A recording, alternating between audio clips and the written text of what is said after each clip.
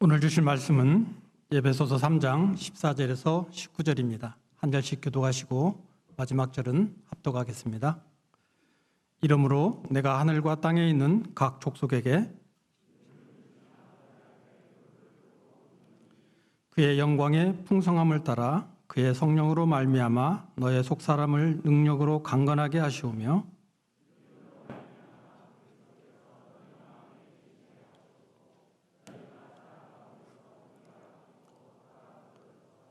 능히 모든 성도와 함께 지식에 넘치는 그리스도의 사랑을 알고 그 너비와 길이와 높이와 깊이가 어떠함을 깨달아 하나님의 모든 충만하신 것으로 너희에게 충만하게 하시기를 구하노라. 아멘.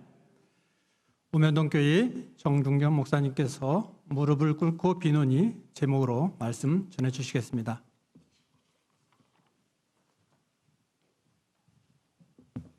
기도하겠습니다. 하나님 아버지, 누구든지 하나님의 뜻을 행하려고 하면 이 교훈이 하나님에게서 왔는지 사람에게서 났는지 알 수 있다고 말씀하신 주님의 말씀처럼 이 시간 말씀을 듣는 우리 마음이 하나님의 뜻을 행하고자 하는 마음으로 가득하게 하옵소서. 들려지는 말씀이 주의 뜻인지 분별할 수 있는 지혜를 주옵소서. 미련하고 연약한 종을 주님 손에 맡기옵고 예수님의 이름으로 기도하옵나이다. 아멘. 에베소서를 바울의 영적인 유언이라고 말합니다. 에베소서는 바울이 그의 생애의 마지막 순간에 로마 감옥에서 이방인의 사도로서 자신을 통해서 하나님은 무슨 일을 하셨는지를 회상하면서 예수 그리스도를 통해 이루신 하나님의 구원 경영, 하나님의 구원 경륜을 우주적인 차원에서 묵상하면서 쓴 편지가 에베소서입니다. 그래서 다른 바울 서신하고 좀 다릅니다. 바울이 로마 감옥에서 하나님은 나를 통해서 무엇을 하셨는가? 동일하게 여러분, 하나님은 여러분을 통해서 무엇을 하셨나요? 여러분의 삶을 회상하면서 하나님은 나를 통해서 무엇을 하셨을까? 바울은 예수 그리스도의 복음을 이방인들에게 전하는 자신의 사역을 통해서 이방인과 유대인 사이에 막혔던 담을 허물어 버리시고 그리스도 예수 안에서 새로운 한 사람을 만들어 하나님 앞에 나아가서 하나님과 화목하게 하셨다라는 것을 고백하면서 감격하는 바울의 감옥이 얼마나 은혜로 충만했는지를 우리는 상상할 수 있습니다. 그 하나님의 은혜로운 사역을 묵상하면서 이제 그는 무릎을 꿇고 하나님 앞에 기도하기 시작합니다.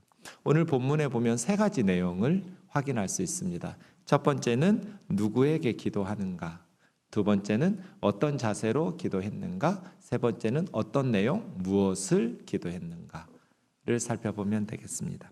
먼저 14절, 15절 보시면 원문의 순서하고 좀 다르게 되어 있습니다. 원문으로 보면 15절이 먼저 나옵니다. 무릎을 꿇고 빌었다라는 말. 바울은 이방인의 사도인 자신을 통해서 말로 다 표현할 수 없는 그리스도의 풍성하신 은혜와 그 풍성하심을 이방인들에게 전파하신 것을 묵상하면서 무릎을 꿇기 시작합니다. 이 노사도가 지하 감옥에서 무릎을 꿇었다라는 것은 당시 유대인들의 일상의 기도의 자세가 아닙니다. 보통은 서서 기도하죠. 그런데 이 할아버지 선교사님이 무릎을 꿇었어요. 그만큼 겸손하고 간절한 마음으로 하나님 앞에 기도하는 것이죠. 에베소서에 보면 기도문이 두 개가 나오는데 두 번째 기도입니다. 무릎을 꿇고 이 자세 속에서 우리는 하나님 앞에서 어떤 자세로 기도해야 하는지를 배울 수 있습니다. 누구에게 기도하는가? 하늘과 땅의 각 족속에게 이름을 주신 아버지께입니다. 기도는 답답하니까 허공을 향해서 하소연하는 게 아닙니다. 하늘과 땅의 모든 피조물들을 창조하신, 그래서 주인이신, 이름을 주신 아버지께 구합니다. 여러분의 자녀들이 아버지나 어머니에게 무엇인가를 구할 때 대충 흘려듣는 부모 별로 없습니다. 간절한 마음으로 듣죠. 늘 부모의 마음속에는 자식들이 들어 있어요. 아이들에 대한 염려와 기도가 있지요. 그 자녀들이 무언가를 기도할 때 부모가 가볍게 흘려듣지 않아요. 아이가 공경에 처해 있거나 간절한 소원이 있을 때 부모의 마음이 더 타죠. 간절한 마음으로 아이의 기도를 들으면서 그 아이를 도우려고 할 겁니다. 우리 하나님 아버지는 어떠실까요? 저와 여러분이 기도할 때 하나님께서는 간절한 마음으로 우리의 기도를 귀 기울이시는 아버지입니다. 마지막 세 번째, 바울은 어떤 내용으로 기도했는가? 16절부터 나옵니다. 세 가지 기도 내용을 합니다. 노 사도가 죽음을 앞두고 무릎을 꿇고 모든 세상 만물 피조물들을 다스리시고 주관하시는 하나님 아버지 앞에 간절히 세 가지를 구합니다. 첫 번째 구한 게 뭐예요? 속사람을 능력으로 강건하게 하시기를. 속사람은 17절에 보면 마음이라고 되어 있어요. 너희 마음이. 그러니까 겉사람도 있고 속사람도 있죠, 우리가. 너희 속사람이 건강해지기를.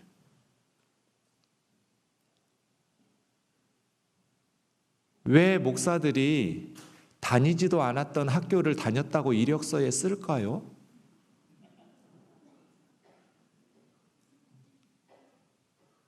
왜 박사 논문을 딴 사람도 문제인데 하나님의 종이라고 말하는 목사들이 표절을 할까요? 왜? 속사람이 건강하지 못해서 그래요. 속사람이 건강한 사람은 굳이 다니지도 않은 학교 다녔다고 이력서에 쓰지 않아요. 그런 짓을 왜 해요? 굳이 하나님 부르심에 따라서 사명 감당하면 되지, 그 가짜 박사 학위 받아서 뭐 하려고요? 그런데 왜 그런 부끄러운 일을 행할까요? 마음이 건강하지 못해서 그래요. 마음이 건강하지 못한 사람은 가까이 있는 사람을 괴롭혀요. 마음이 건강하지 못한 사람은 스스로 행복하지 못하기 때문에 무엇인가 불안해요, 두려워요. 그래서 자꾸 무엇인가 쫓기는 사람처럼 평안을 누리지 못해요. 우리 아이들 보세요. 어려서부터 겉사람만 강하게 만들어요. 우리 아이들의 마음이 건강한 데는 별로 관심이 없어요. 그래서 아이들이 자신의 인생의 평가를 남에게 구걸해요. 남들이, 세상 사람들이 성공했다고 말하면 자기 인생이 성공한 줄 알고, 세상 사람들이 실패한 인생이라고 말하면 자기 인생이 실패한 줄 알아요. 그래서 어려서부터 기를 쓰고 경쟁해서 이기려고 해요. 마음은요?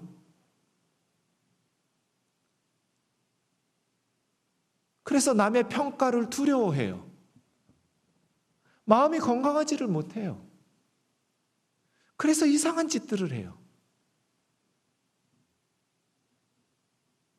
사랑하는 자매 형제 여러분, 하나님의 백성들이 마음이 건강하지 못하면 정말 부끄럽게 살 수밖에 없게 돼요.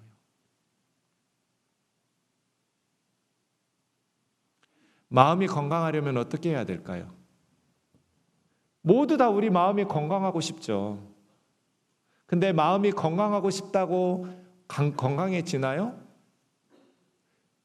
우리 아이들에게 아무개야 너의 속사람이 강건하게 되어라 이렇게 말하면 그 아이 마음이 갑자기 건강해져요? 이런 걸 스님 머리에 핀 꼽기라고 그래요. 불가능해요.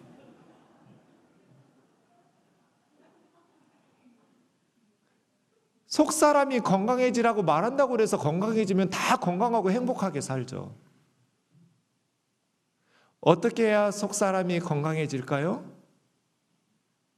제 얼굴 보면 안 나와요. 성경을 보셔야죠.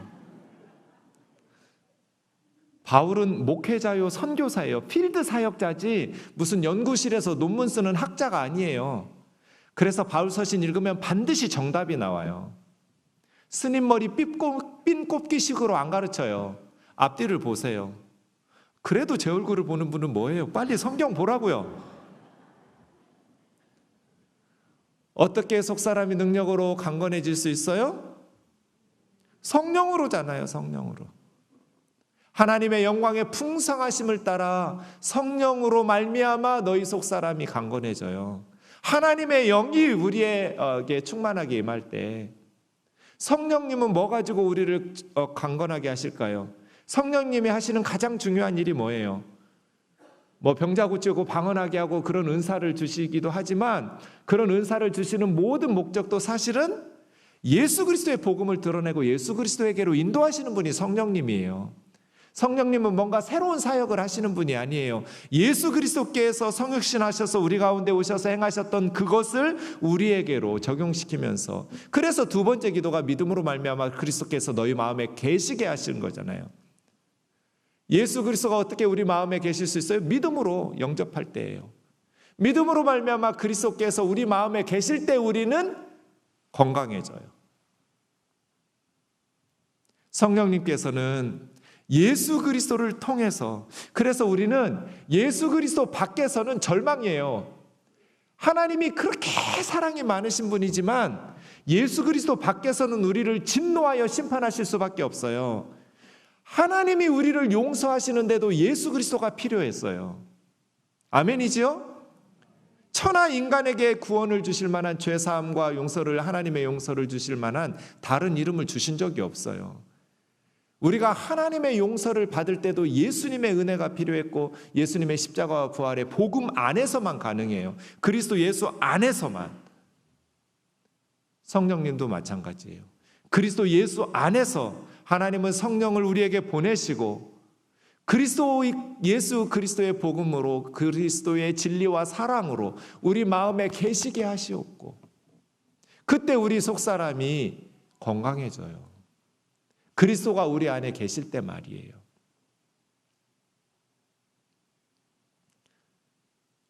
몇 년 전에 후배 목사 둘이 찾아왔어요. 처음 보는 목사님들이었어요. 그런데 그분들은 큰 교회의 부목사님들이셨어요. 그런데 저를 왜 찾아왔냐면 자기 담임 목사님이 자신들이 생각할 때 하나님의 종이 아니에요.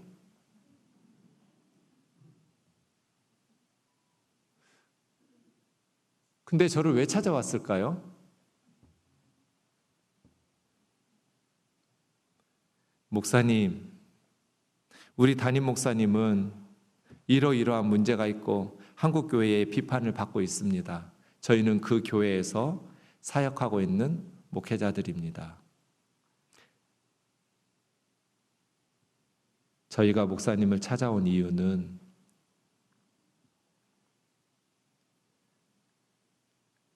이 교회에서 다른 교회로 옮겨서 제대로 목회해야 된다는 것을 알지만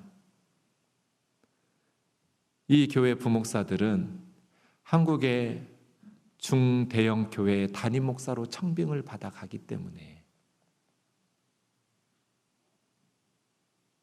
저희 그냥 여기 담임 목사로 청빙받아 갈 때까지만 계속 있어도 될지의 여부를 묻고 싶어서 왔습니다. 그런 거 왜 저한테 와요? 제가 뭐라고 대답했을까요?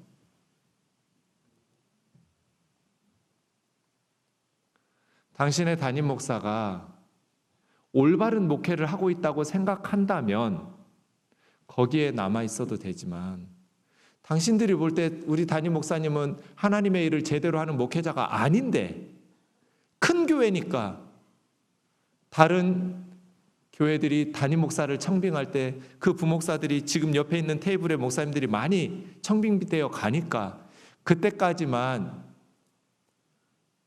양심에 찔리지만 여기 남아있겠다라고 생각하는 것은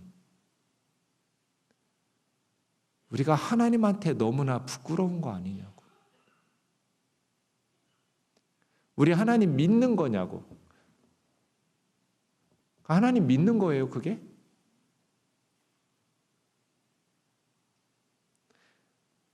하나님을 믿으라고, 제발.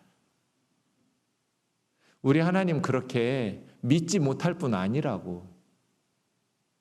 육신의 아버지도 자식들의 상황을 파악하면서 도와주는데, 하물며 하늘과 땅의 각 족속에게 이름을 주신 아버지가 우리 모른 척 하시겠어요?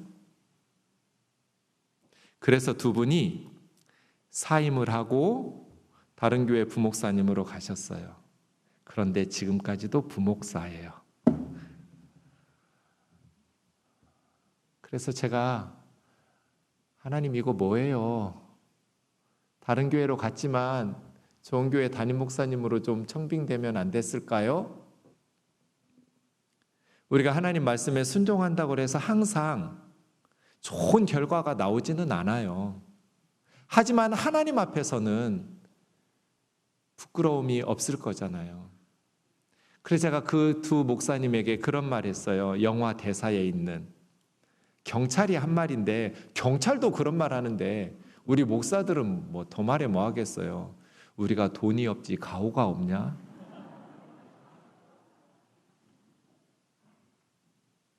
그렇지 않아요, 여러분? 우리가 돈이 없지 가오가 없어요?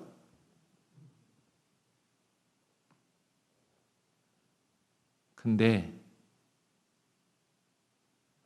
속 사람이 건강하지 못하니까, 믿음으로 말미암아 그리스도가 우리 마음에 계시지 않으니까 불안한 거예요. 그래서 자꾸 세상적인 방법과 타협하는 거예요. 그래서 바울은 기도해요.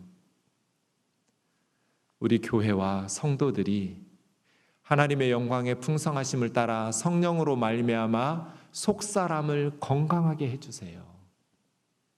그리고 믿음으로 말미암아 그리스도가 마음에 계시게 해주세요. 마지막 세 번째 기도 제목은 사랑 안에서.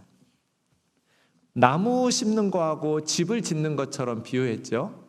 네, 뿌리가 박히고 터가 굳어져서 성도들은 개인이든지 공동체로 교회이든지 사랑 안에 뿌리 내려야 돼요. 그래야 그 성도의 삶이 건강하게 자라나죠. 가정도 마찬가지죠. 사랑 안에 뿌리를 내려야, 사랑 안에 터 잡고 집을 지어야 그 가정이 건강하게 세워져요. 돈이나 권력이나 명예나 이런 것들도 필요하지만 그것 위에다가 집을 지으려고 하면 언젠가 무너져요. 그런데 사랑 가운데 뿌리가 박히고 사랑의 터 위에다가 집을 짓기 시작하면 요동치 않아요. 능히 모든 성도와 함께 지식에 넘치는 이 사랑을 어떻게 지식으로 다 설명하겠어요? 그리스도의 사랑을 알고 너비와 깊이와 높이와 길이가 어떠함을 깨달아 하나님의 충만하신 사랑의 충만하심으로 너희에게 충만하게 하시기를 구하노라. 이것이 세 번째 기도 제목이에요. 그러니 사랑의 충만하심. 그런데 여기 19절에 중요한 착각을 제가 오랫동안 하고 있었어요. 하나님의 모든 충만하신 하나님의 사랑으로라고 했으니까 충만하신 하나님의 사랑이 내 안에 들어와서 내가 사랑으로 충만해진다라고 생각했어요. 그래서 자꾸 하나님의 충만하신 사랑을 주세요, 주세요 그렇게 기도했어요. 충만하신 하나님의 사랑을 제안해 주세요. 충만하신 하나님의 사랑을 제안해 주세요. 그림으로 그리면 저렇게 제가 중대한 실수를 한 거예요. 하나님의 충만하신 사랑이 내 안에 들어와서 하나님의 충만하심으로 충만하게 되기를 원하노라 그랬으니까. 그런데 신학교에 가서 원어를 배우고 났더니 잘못했어요. 저건 중대한 착각과 실수였어요. 그림으로 표현하면 저거예요. 하나님의 충만하신 사랑으로는 하나님의 충만하신 사랑이 내 속에 들어오는 게 아니고 내가 성부, 성자, 성령 하나님의 충만하신 사랑의 사귐 속으로 들어가서 충만해지는 거예요. 이 전치사로 에이스라는 단어는 밖에서 안으로 들어가는 거예요. 영어로 하면 into예요. 그러니까 하나님의 충만하신 사랑이 내게 들어오게 해주세요가 아니라 내가 하나님의 충만하신 사랑 속으로 들어가서 충만해지는 거예요. 그리고 났더니 굉장히 많은 문제들이 해결됐어요. 여러분 결혼하면 아이를 임신해요. 아이를 왜 임신하려 해요? 목사님 결혼했으니까 낳았죠. 그러니까 왜 애를 임신해서 낳으려고 했냐고요. 하나님은 왜 우리를 지으셨을까요? 하나님은 왜 창조하셨죠? 하나님의 형상을 닮은 우리를 왜 만드셨을까요? 임신하는 거하고 비슷해요. 엄마 아빠가 아이를 임신하려고 할 때 엄마 아빠는 위대한 분입니다. 그럼 무슨 성가대원이 필요해서 애를 낳아요? 아니요. 아니면 엄마 아빠가 늙으면 봉양하고 도와야 될 일꾼이 필요해서 아이를 낳나요? 그것도 아니에요.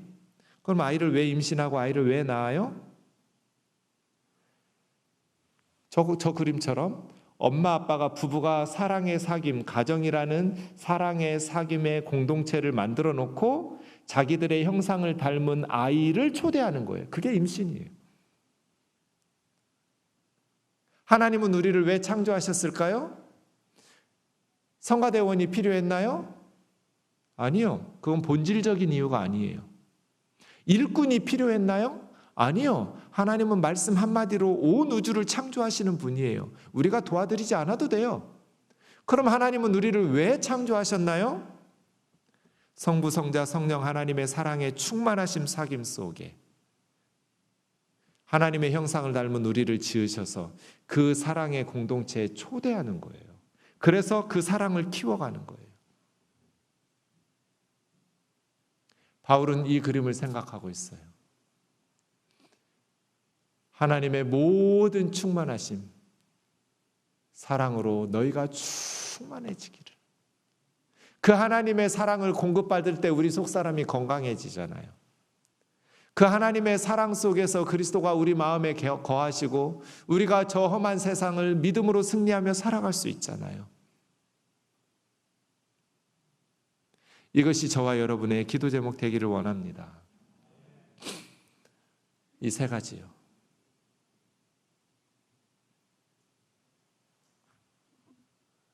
목사가 해야 될 가장 중요한 일이 뭘까요?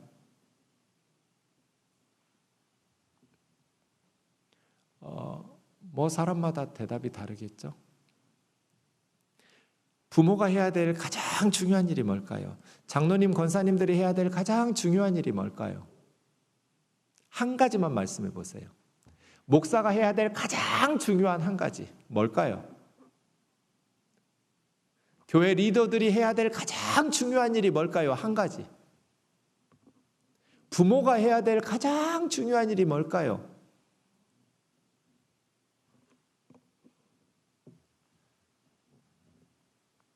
예수님 사랑하는 거예요.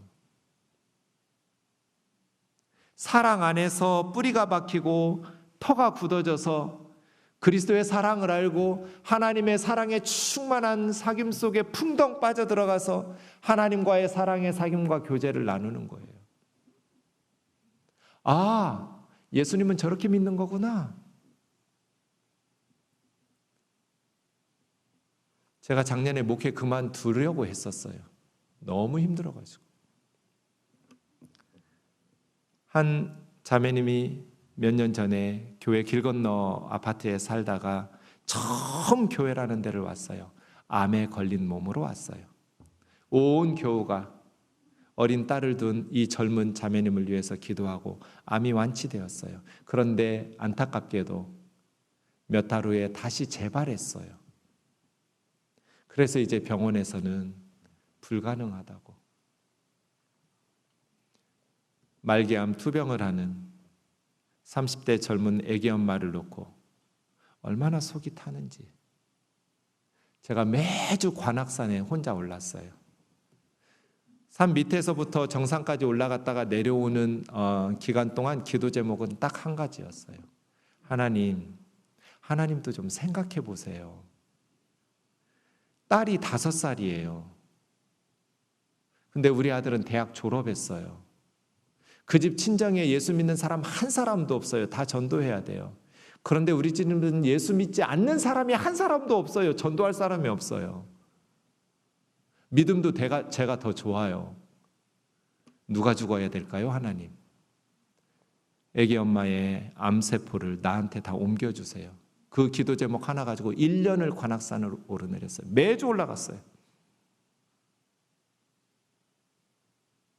하나님 앞에 날마다 졸랐어요. 아침에 눈 뜨면서부터 밤에 잠잘 때까지 그 자매님의 암세포를 나한테 좀 옮겨달라고.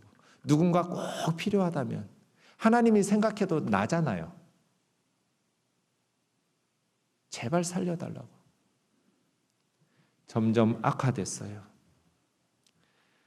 마지막 천국에 가던 날 제가 병원에서 7시간 함께 있었어요. 제 품에서 죽었는데 마지막 숨질 때까지 제가 하나님 앞에 기도했어요. 하나님 아직도 늦지 않았다고. 하나님 아직도 늦지 않았어요. 하나님은 하실 수 있잖아요. 제발 나 좀 데려가 주세요. 이 5살짜리 아이에게서 엄마 좀 뺏어가지 말아주세요. 근데 하나님 데려갔어요. 그리고 저는 영적 침체에 빠졌어요. 엄청난 죄책감에 잠을 자지 못했어요. 오랫동안. 그 자매가 더 능력 있는 목사가 목회하는 교회로 갔으면 살 수 있지 않았을까?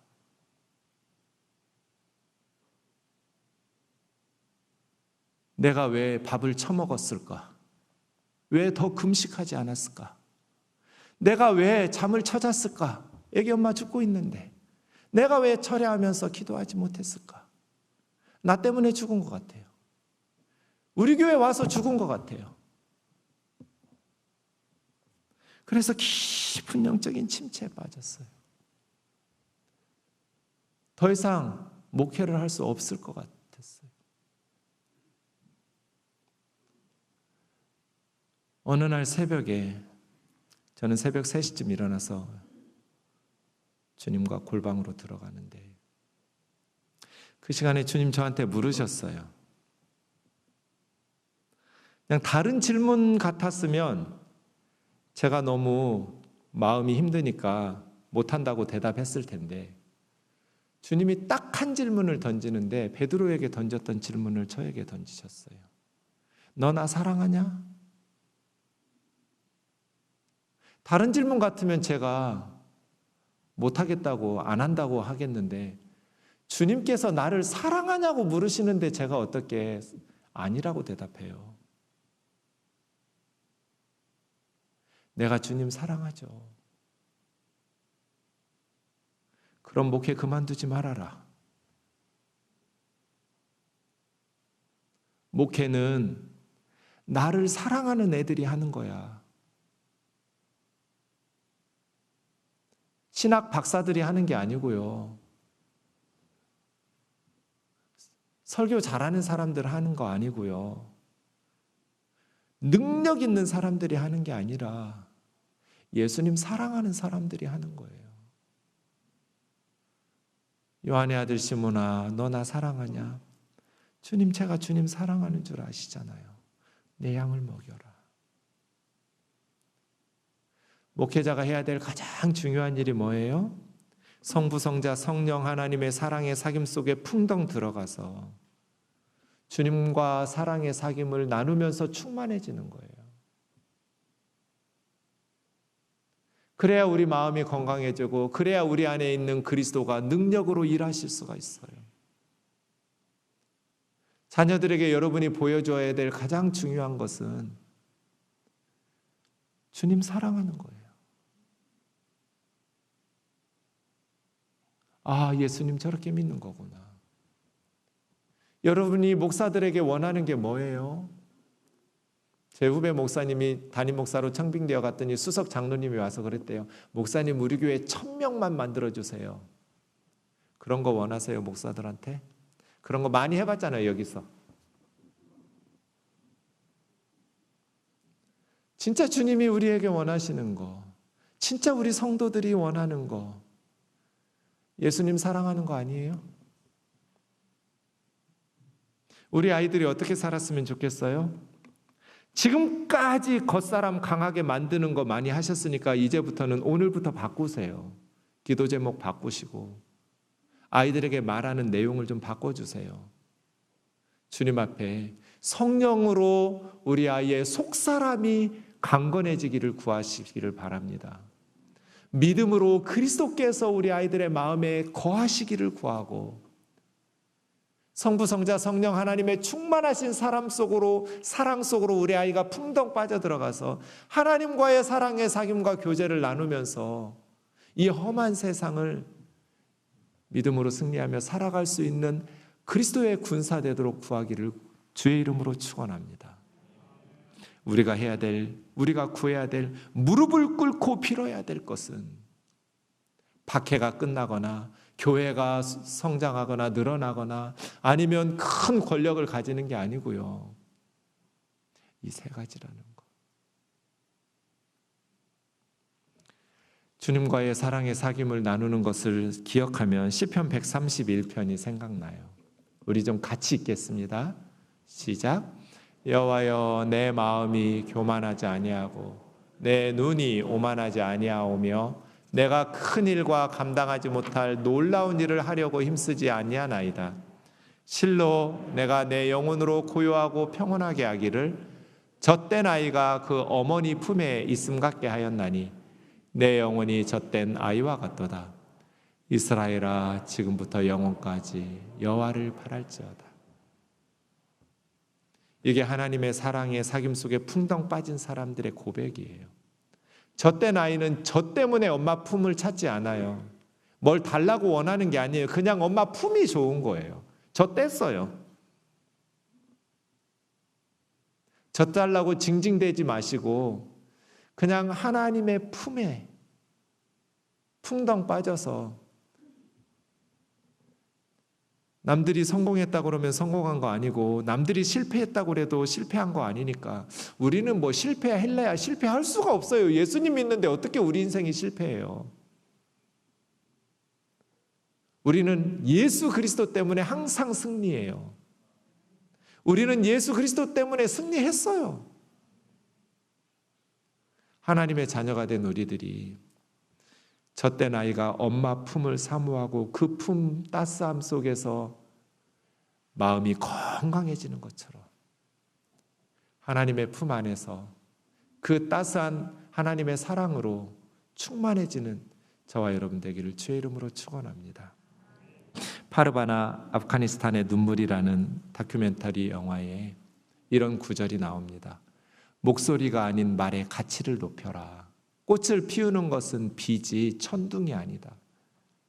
아무리 요란하게 천둥 소리가 울려도 그 천둥으로 꽃을 피울 수 없어요. 꽃을 피우는 건 비예요. 지금까지 우리가 천둥 소리를 내면서 겉으로 거품으로 겉사람으로 그럴듯하게 포장하고 보이려고 했다면 이제는 조용히 꽃을 피우는 비처럼 말의 가치를 높여서 그 가치는 예수님과의 사랑의 사귐이 충만한 사람들, 요란하지 않지만 하나님의 사랑으로 마음이 건강해지고 하나님의 충만하신 사랑으로 충만해진 사람들이 누리는 그런 진정한 파워가 여기서 나오잖아요. 찬양하겠습니다. 반주해 주시는 거죠? 원하고 바라고 기도합니다.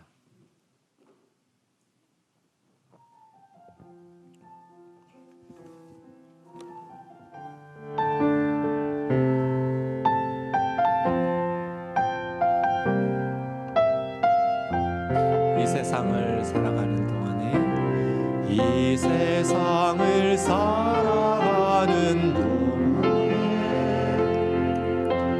나의 힘을 의지할 수 없으니 기도하고 낙심하지 말 것은 주께서 참 소망이 되심이라. 하나님의 나의 비전이 되고 예수님의 성품이 나의 인격이 되고 성령님의 권능이 나의 능력이 되길 원하고 바라고 기도합니다. 주의 길을 걸어가는 동안에 세상에 거두지할 수 없으니 감사하고 낙심하지 말 것은 주께서 참 기쁨이 되심이라. 하나님의 꿈이 나의 비전이 되고 예수님의 성품이 나의 인격이 되고 성령님의 권능이 나의 능력이 되길 원하고 바라고 기도합니. 하나님의 꿈이 나의 비전이 되고 예수님의 성품이 나의 인격이 되고 성령님의 권능이 나의 능력이 되길 원하고 바라고 기도합니다. 여러분, 목사들한테 실망할 거 없어요. 목사 그까이 거 뭐 신학교 나와서 뭐 시험 보면 안수 주는 거 아무것도 아니에요. 그런데 예수님 사랑하는 사람은 그렇게 못 살아요. 예수님이 마음에 있는 사람들은 그렇게 못 살아요. 그렇게 거짓말 못 해요. 우리 같이 기도합시다. 오늘 말씀 붙들고 같이 기도하면 좋겠습니다. 주님, 우리가 구해야 될 것을 알았습니다. 무릎을 꿇고 간절히 빕니다. 나에게 이름 주신 아버지, 나의 주인이신 아버지, 도와달라고 같이 기도합시다.